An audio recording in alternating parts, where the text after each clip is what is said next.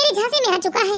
बस एक बार मेरी और कपिल की शादी हो जाने दीजिए, फिर देखना हमारा पूरा परिवार राज करेगा। अरे कपिल अपने मम्मी पापा का इकलौता बेटा है, लाखों में खेलूंगी मम्मी मैं, लाखों में। देख बेटा, हमें तो कोई एतराज नहीं है, हम तो बस यही चाहते हैं कि तेरी शादी किसी करोड़पति के घर हो जाए, जहाँ जाकर तू अपने भाई बहनों का भी उद्धार कर दे और अपने माँ बाप का भी। हाँ हाँ माँ, हम लोगों ने जैसा सोचा था ना, कपिल बिल्कुल वैसा ही है। अरे कपिल तो पागल हो चुका है मेरे प्यार में। जब ऐसी बात है तो इंतजार किस बात का, कर लो तुम दोनों शादी। वो कपिल के मम्मी पापा है ना, वो लोग नहीं मान रहे हमारी शादी के लिए। अरे दीदी, जब आपने जीजू को मना लिया तो जीजू के मम्मी पापा को भी मना लो।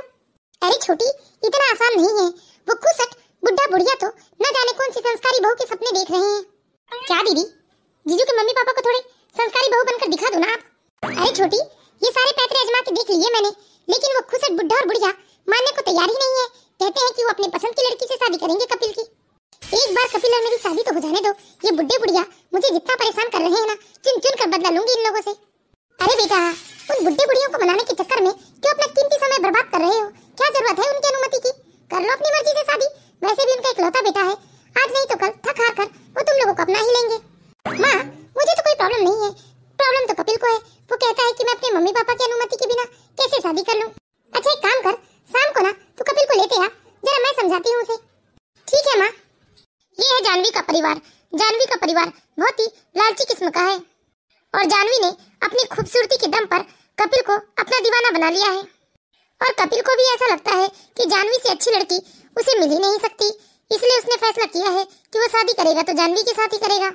लेकिन वहीं कपिल के माता पिता जानवी को अपने घर की बहू नहीं बनाना चाहते, क्योंकि कपिल के माता पिता ने जानवी के बारे में पता किया था। जानवी बहुत ही बदतमीज और मुंहफट किस्म की लड़की थी। वैसे जानवी को कपिल से ज्यादा कपिल की दौलत से प्यार था। कपिल के पिता का बहुत बड़ा बिजनेस था, लेकिन कपिल के पिता चाहते थे कि उनका बेटा अपने दम पर अपने पैरों पर खड़ा हो, इसलिए कपिल किसी दूसरी कंपनी में जॉब करता था और उसी कंपनी में जानवी भी जॉब करती थी। लेकिन जानवी जानती थी कि कपिल अपने माता पिता का इकलौता बेटा है, तो आज नहीं कल उसके माता पिता की संपत्ति तो कपिल की ही होना है। दूसरे दिन जानवी कपिल को अपने घर लेकर आती है। कपिल आओ ना बैठो, मैं अभी मम्मी पापा को बुलाती हूँ। Mummy mummy. हाँ बेटा। मम्मी देखो कपिल आए हैं। नमस्ते आंटी जी। ये क्या बात हुई बेटा, आप मुझे आंटी नहीं मम्मी कह सकते हो। जी जी मम्मी जी। देखो बेटा, हमें जानवी ने बताया कि तुम दोनों एक दूसरे को पसंद करते हो। हाँ, मैं जानवी को पसंद भी करता हूँ और जानवी से ही शादी करना चाहता हूँ, लेकिन एक समस्या है, मेरे मम्मी पापा इस शादी के लिए तैयार नहीं है। देखो बेटा, हम तो हर कंडीशन में बस अपने बच्चों की खुशियाँ चाहते हैं। यदि जानवी की खुशी तुम्हारे साथ है तो हमें इस शादी से कोई एतराज नहीं है। सच में जानवी तुम कितनी लकी हो, तुम्हारी मम्मी तुम्हारे लिए कितना सोचती है, लेकिन वही मेरे मम्मी पापा मेरे खुशियों का जरा भी ख्याल नहीं रखते। जानवी के पापा को भी इस शादी से कोई प्रॉब्लम नहीं है, लेकिन मम्मी समस्या तो कपिल जी के घर है ना, उस समस्या का हल बताइए, क्योंकि मैं तो शादी कपिल जी से ही करूंगी। हाँ बेटा, हमें तो बस अपने बच्चों की खुशियाँ चाहिए। जी जी पापा जी। अरे अरे बेटा, खड़े क्यों हो गए, बैठो ना तुम। बेटा, हमारा आशीर्वाद तो हमेशा तुम लोगों के साथ है, तुम लोग चाहो तो अपनी मर्जी से प्रेम विवाह भी कर सकते हो। माता पिता का क्या है, आज नहीं तो कल मान ही जाएंगे, क्योंकि कोई भी माता पिता ना अपने बच्चों से ज्यादा दिनों तक नाराज नहीं हो सकते। जी जी ठीक है पापा जी, मैं अपने मम्मी पापा को एक आखिरी बार मनाने की कोशिश करता हूँ, यदि वो नहीं मानते हैं तो मैं जानवी से शादी कर लूंगा। ठीक है बेटा, हमें कोई एतराज नहीं है, हम तो बस अपने बच्चों की खुशियाँ चाहते हैं। जी ठीक है, अब मैं चलता हूँ। अरे कुछ खा पी कर तो जाओ बेटा। नहीं, फिर कभी। जानवी की माँ, ये बहुत ही मालदार पार्टी है, अगर हमारी बेटी की शादी हो गई ना कपिल से तो ये सोच लो कि हमारे तो मजे ही मजे हैं। हाँ जी, इसलिए तो लगी हूँ मैं, किसी भी तरह से कपिल अपने मम्मी पापा के खिलाफ जाकर हमारी बेटी से शादी कर ले तो हमारा भला हो जाए। मम्मी पापा, मैं शादी करूंगा तो जानवी से ही करूंगा। आप लोग मेरी खुशियों के बारे में सोचते क्यों नहीं? क्या आप लोग नहीं चाहते कि आपका बेटा खुश रहे? नहीं बेटा, हमें ये रिश्ता मंजूर नहीं है। हमने पता किया है जानवी और जानवी के परिवार वालों के बारे में। मम्मी पापा, आप लोगों ने तो सिर्फ पता किया है, मैं तो उनके परिवार को अच्छे से जानता हूँ। वो लोग बहुत ही अच्छे लोग हैं और हमेशा अपने बच्चों की खुशियाँ चाहते हैं। क्या तुझे तेरे माँ बाप पर भरोसा नहीं है? रुकमणी, शांत हो जाओ। मुझे अच्छे से मालूम है कपिल के अंदर ना ये प्यार का भूत चढ़ा हुआ है, ये हमारी बात कभी नहीं समझेगा। ठीक है बेटा, यदि तुम शादी करना ही चाहते हो अपनी मर्जी से तो कर लो, लेकिन याद रखना तुम खुद अपना भविष्य खराब करना चाहते हो, कल को हमें दोष मत देना। हाँ पापा, मैं किसी के ऊपर क्यों इल्जाम लगाऊंगा, क्योंकि मुझे जानवी से अच्छी लड़की तो मिल नहीं सकती, वो मेरे लिए एक परफेक्ट लाइफ पार्टनर है। आखिर थक हार कर कपिल के माता पिता इस शादी के लिए राजी हो जाते हैं क्योंकि उनके पास इसके अलावा और कोई रास्ता नहीं था, क्योंकि उनका इकलौता बेटा है कपिल। कुछ ही दिनों के बाद जानवी और कपिल की शादी धूमधाम से संपन्न हो जाती है।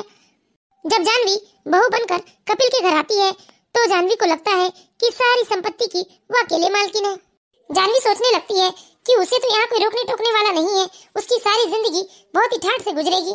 शादी के बाद जानवी और कपिल हनीमून के लिए मालदीव चले जाते हैं। जानवी, मैं 2 मिनट में आया। हाँ जी। हमें तो मालदीव आए पूरे 1 हफ्ते हो गए। मैं आज मम्मी से बात कर लेती हूँ। Hello mummy. हाँ बेटा जानवी, कैसी है तू और कब आ रही है वहाँ से?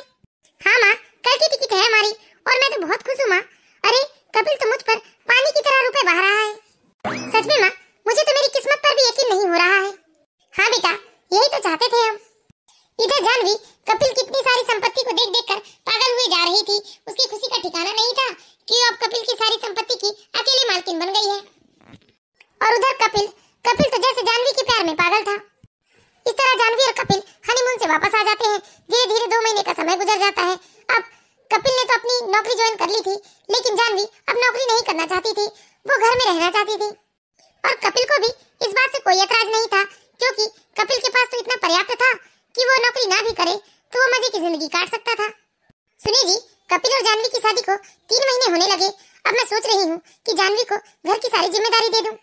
हाँ रुक्मणी, अब जैसी भी है तो जानवी इस घर की बहू ना, इसीलिए तुम उसे बहू के सारे अधिकार दो। ठीक है जी। जानवी बहू, क्या हुआ? क्यों बुलाया आपने मुझे? देखो जानवी, अब तुम इस घर की बहू हो तो इस घर की सारी जिम्मेदारी भी तुम्हें उठानी पड़ेगी। तो मैं चाहती हूँ कि अब तुम सब कुछ देख समझ लो, कैसे क्या करना है तुम्हें। ये क्या बात हुई? मैं इस घर की बहू हूँ, कोई नौकर नहीं। घर के काम काज तो नौकर करते हैं ना, फिर आप मुझे कौन सी जिम्मेदारी दे रही हैं? वैसे भी मैंने कपिल से शादी इस घर की नौकरानी बनने के लिए नहीं किया, बल्कि मैं तो इस घर की मालकिन बनना चाहती हूँ। अगर आप मुझे कुछ देना ही चाहती है ना, तो लाओ तिजोरी की चाबी दे दो। ये ऐसी क्या देख रही हैं आप मुझे? जिस दिन तिजोरी की चाबी देना हो ना, अब उसी दिन आवाज लगाना। हे भगवान, मेरे बेटे की तो जिंदगी अब पूरी तरह से बर्बाद हो चुकी है। हमने कितना मना किया था कि मत कर इस लड़की से शादी, लेकिन कपिल ने हमारी एक न मानी। हे भगवान, सुना आपने क्या कहा जानवी ने?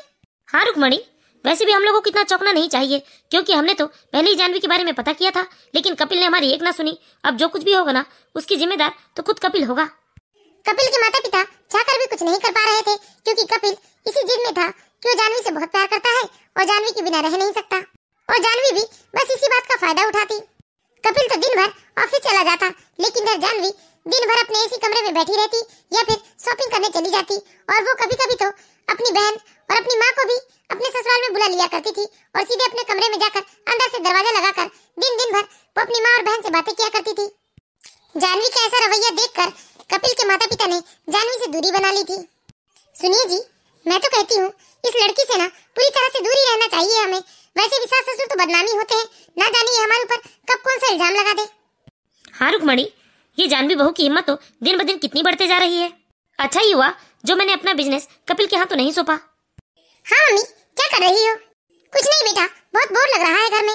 अच्छा तो एक काम करो मम्मी, आप छोटी के साथ ना कल्याण ज्वेलरी से आप आ जाओ, वहीं पर मैं आपको एक डायमंड का सेट दिलाती हूँ और छोटी को भी उसके पसंद की इयररिंग दिला दूंगी। अच्छा, सच सच कह रही है बेटा? हाँ मम्मी।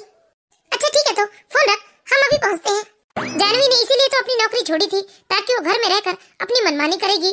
जानवी के खर्चे तो दिन ब दिन बढ़ते ही जा रहे थे। जानवी कभी अपने लिए सोने चांदी की कोई चीज खरीद लेती, तो कभी अपने माँ के लिए डायमंड का सेट खरीद देती। इतना ही नहीं, कभी अपने पापा को महंगा मोबाइल खरीद कर देती, तो कभी महंगी घड़ी खरीद कर देती। जानवी कपिल के क्रेडिट कार्ड से ही सारी जगह पेमेंट किया करती थी। लेकिन अब धीरे धीरे कपिल को भी लगने लगा था कि जानवी कुछ ज्यादा ही फिजूल खर्च कर रही है। लेकिन कपिल कभी जानवी को इस चीज के लिए टोकता तो जानवी मुंह फुलाकर बैठ जाती। फिर कपिल बेचारा क्या करता, वो तो वैसे ही जानवी के प्यार में पागल था। इसी तरह धीरे धीरे जानवी ने कपिल के कार्ड से लिमिट से ज्यादा ही खर्च कर लिया और कपिल उसे भर भी नहीं पाया, क्योंकि कपिल के पास तो पैसे थे ही नहीं। क्योंकि शादी के बाद से जानवी ने बेतहाशा रुपए खर्च किए थे, और कपिल करता भी क्या था, एक नौकरी ही तो करता था। भले ही कपिल की तनख्वाह ज्यादा थी, लेकिन तनख्वाह से ज्यादा तो जानवी के खर्च थे। अब तो कपिल के पास कार्ड की पेमेंट करने के लिए भी अकाउंट में पैसे नहीं थे। इसीलिए एक दिन कपिल ने अपने पापा से रुपए मांगे कार्ड की पेमेंट करने के लिए। पापा, मुझे कुछ रुपए चाहिए, मेरे कार्ड की पेमेंट करनी है। क्यों क्यों कपिल, तुम खुद कमाते हो ना, मैं तुम्हें रुपए क्यों दूं? और वैसे भी अच्छी खासी पेमेंट है तुम्हारी, लेकिन आमदनी से ज्यादा खर्च ये ठीक नहीं है। हाँ बेटा, आमदनी से ज्यादा खर्च सरासर बेवकूफी है। हमने तो तुझे पहले भी समझाया था। और बेटा, कोई कितना भी रुपए क्यों ना कमा ले, लेकिन आमदनी से ज्यादा खर्च होता है ना तो रुपए कभी हाथ में नहीं ठहरता। देखो, ये जो कुछ भी हो रहा है ना, उसके जिम्मेदार तुम खुद हो, इसलिए रुपयों की व्यवस्था तुम करो। ऐसा नहीं है कि मेरे पास रुपए नहीं है कि मैं तुम्हें कार्ड के पेमेंट करने के लिए रुपए ना दे सकूं। भले ही हमारे बाद हमारा बिजनेस तुम्हारा होगा, लेकिन अभी तो ये हमारा है और हम इसे तुम्हारे ऊपर बर्बाद नहीं कर सकते। नहीं तो हम अपने बुढ़ापे में क्या करेंगे? हमारे लिए कोई बड़ी रकम नहीं है तुम्हारे क्रेडिट कार्ड का बिल भरना। लेकिन मुझे अच्छे से पता है, आज मैं तुम्हारे क्रेडिट कार्ड का पेमेंट कर दूंगा तो कुछ दिनों के बाद फिर तुम इसी जगह आकर खड़े रहोगे और फिर से मुझे क्रेडिट कार्ड का पेमेंट करने कहोगे। अरे आप लोगों का दिमाग ठिकाने पर तो है ना? क्या मरोगे तो सारी दौलत लेकर जाओगे? आपका एक लौता बेटा है, लेकिन आप अपने बेटे पर 1 रुपया भी खर्च नहीं करना चाहते। ऐसा क्या मांग लिया इन्होंने आपसे? पाँव तो कबर पर पड़े हैं, लेकिन संपत्ति का इतना लालच है इन्हें। चुपचाप बैठकर घर में भजन करना चाहिए, तो संपत्ति संपत्ति का गाना गाते हैं ये तो। जानवी, ये कैसी बातें कर रही हो तुम? ये मेरे मम्मी पापा हैं। देखा ना बेटा, मैंने तुमसे क्या कहा था। अब धीरे धीरे ना इसकी सच्चाई तुम्हारे सामने आ रही है। कितनी बदतमीज लड़की है ये। अब तुम भुगतो बेटा, और इस लड़की के फिजूल खर्ची के लिए ना हम तो 1 रुपया भी नहीं देंगे। जानवी, मुझे अभी भी यकीन नहीं हो रहा है कि तुम मेरे मम्मी पापा से इस तरह से कैसे बात कर सकती हो।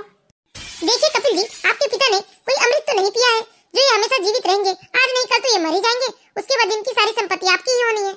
बस, अब एक शब्द भी नहीं। तुम्हारी हिम्मत कैसे हुई मेरे पति के बारे में ऐसी बात करने की? अरे बुढ़िया, तुम्हारी हिम्मत कैसे हुई मेरे ऊपर हाथ उठाने की? तुम जानती भी हो मैं क्या चीज हूँ। अभी पुलिस बुलाती हूँ और तुम दोनों बुढ़ा बुढ़ियों को ना दहेज प्रताड़ना का आरोप लगाकर जेल में बंद करवाती हूँ। और आप लोग तो जानते ही होंगे, पुलिस ना बहू की सुनती है, सास ससुर की नहीं।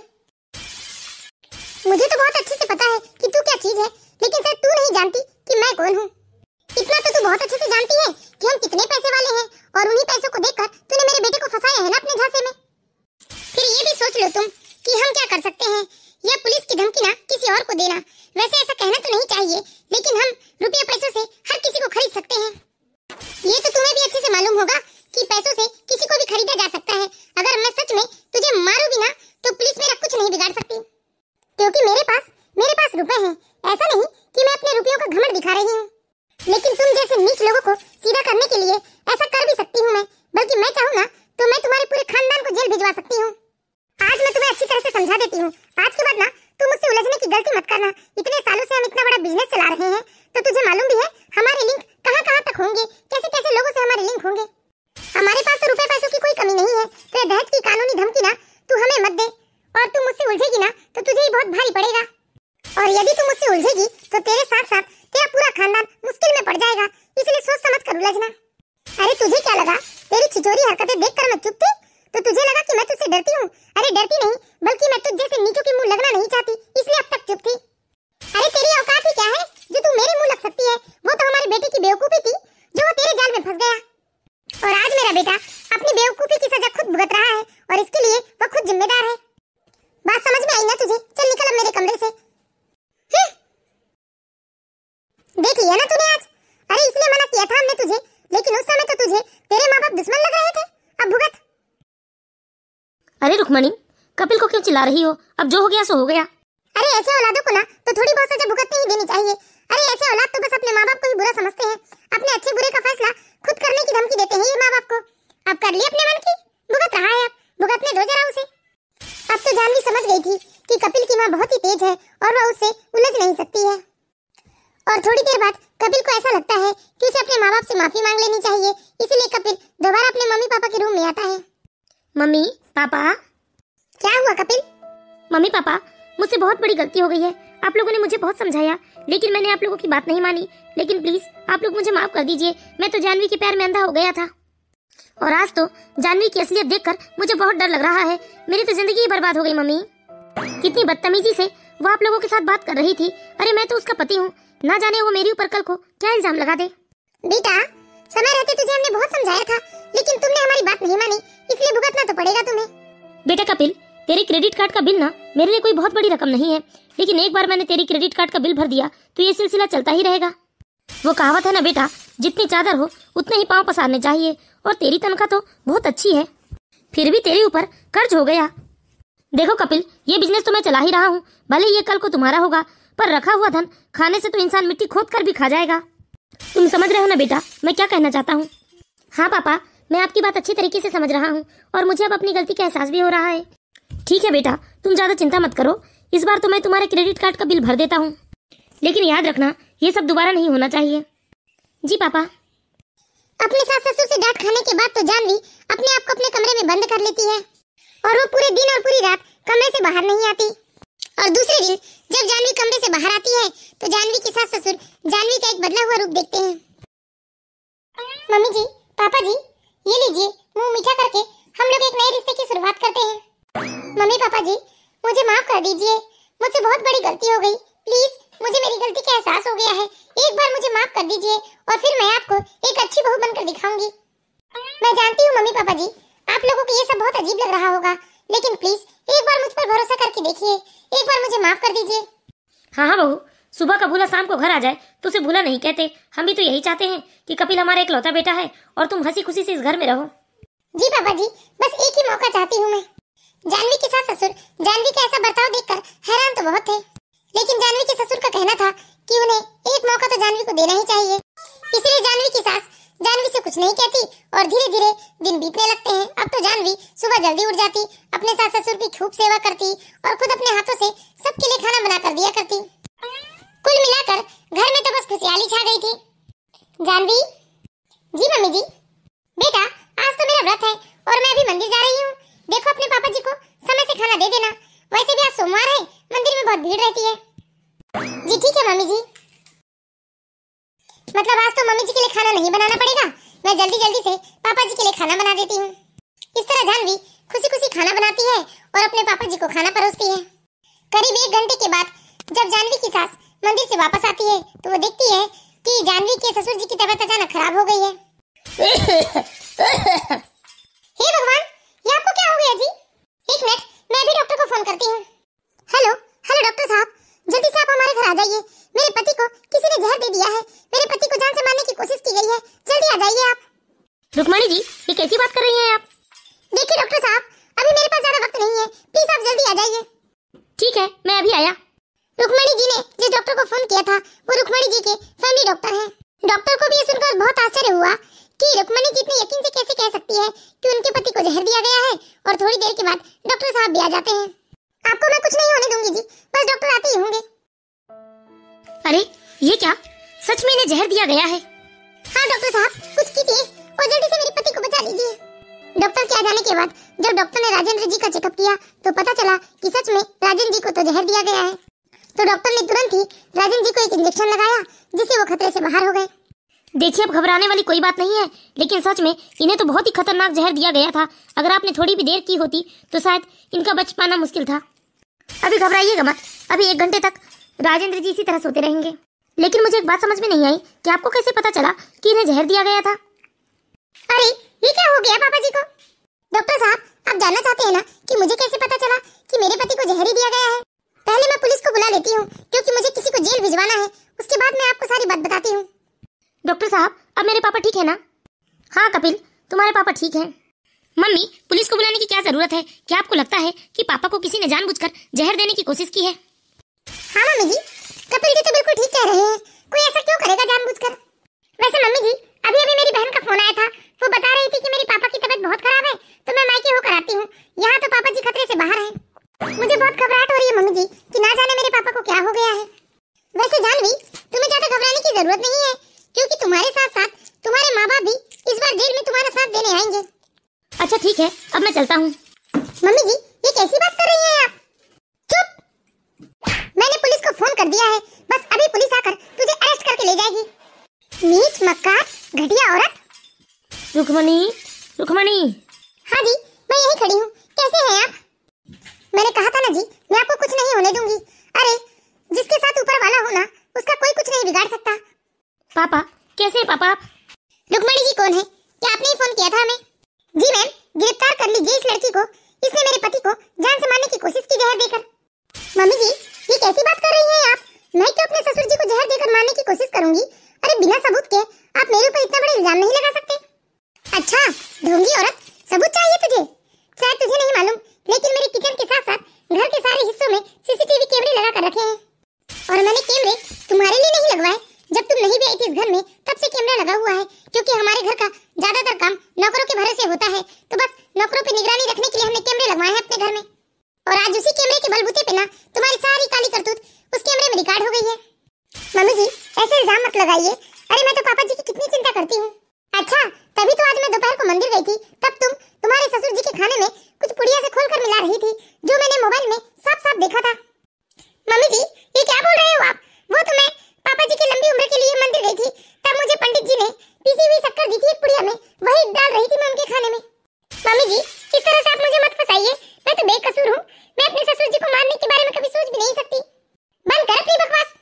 सुनिए रुक्मणी जी, हो सकता है आपको कोई गलतफहमी हो गई हो, आपकी बहू ने आपके पति को मारने की कोशिश नहीं की हो। मुझे अच्छे से मालूम था मैडम कि ये बहुत ही चालबाज औरत है, ये इतनी जल्दी अपना गुनाह कबूल नहीं करेगी।